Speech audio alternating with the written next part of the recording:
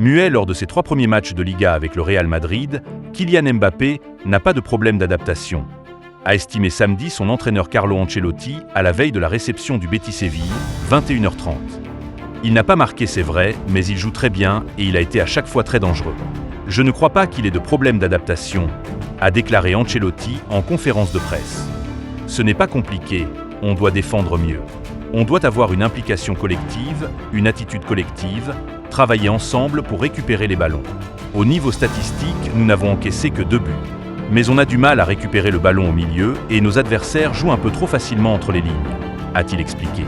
Interrogé sur l'entente pour l'instant infructueuse d'entre Mbappé et Vinicius Junior en attaque. Ami de Kylian Mbappé, Achraf Hakimi a donné son avis sur les performances du PSG depuis que le Bondinois est parti.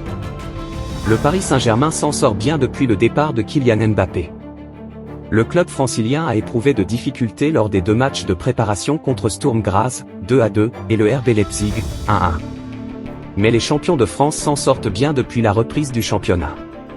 Relation confuse entre Mbappé et le PSG. L'histoire a pris fin entre le Paris Saint-Germain et le meilleur buteur de l'histoire du club, Kylian Mbappé. Arrivé au terme de son contrat cet été, l'ancien attaquant de l'AS Monaco a officiellement annoncé son départ du PSG en mai dernier.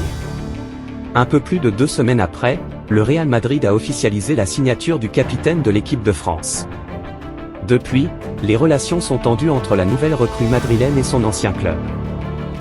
Après 3 premiers succès étriqués, 2-1 à chaque fois, le Barça a offert un joli spectacle à ses supporters au stade olympique de Montjuïc, son enceinte temporaire pendant les travaux de modernisation du Camp Nou, grâce notamment à un triplé du Brésilien Rafinha, 20e, 64e, 72e. L'avant-centre polonais Robert Lewandowski, 24e, le latéral français Jules Koundé, 45+2, et les champions d'Europe espagnols Dani Olmo, 83e, et Ferran Torres, 85e, ont été les autres buteurs du jour. Ce n'est pas compliqué, on doit défendre mieux.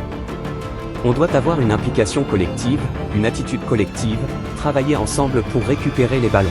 Au niveau statistique, nous n'avons encaissé que 2 buts, mais on a du mal à récupérer le ballon au milieu et nos adversaires jouent un peu trop facilement entre les lignes, a-t-il expliqué. Interrogé sur l'entente pour l'instant infructueuse entre Mbappé et Vinicius Junior en attaque, le coach s'est montré confiant.